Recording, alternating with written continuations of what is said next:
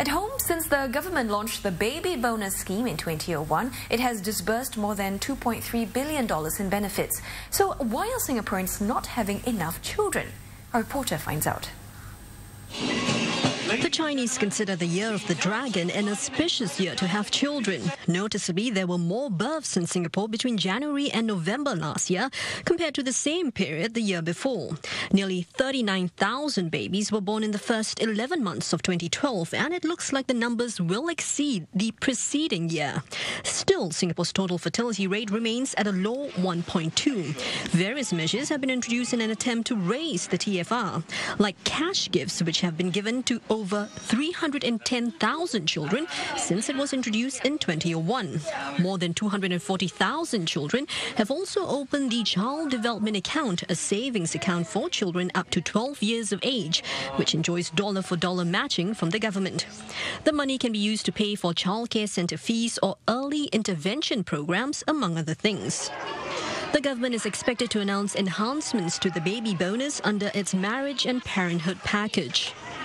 But family experts we spoke with say money isn't everything. Moving forward, the question then is, are we happy with this? To allow individuals to continue to make adjustments to the constraints in our living environment? Can the nation, sustain with these kinds of population trajectories? Or is it time for us then to relook the environmental constraints?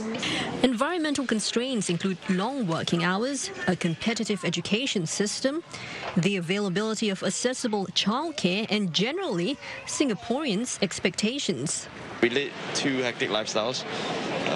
We don't really have time to intermingle, and it's just sometimes a matter of budgeting, housing. The main obstacle is probably career as well, because they're too busy with their lives, trying to get what they want. Just make having kids cool or something. But for now, having it in the early 20s is not cool. It's the mindset change that experts say is hard to overcome. This is a country that succeeded by its own hard work. Maybe the whole mystique has to be slightly changed, shall we say, to give a little bit less precedence, to economic growth. Well, there are trade-offs, and, slower economic growth is sort of dangerous for a country like Singapore in some ways.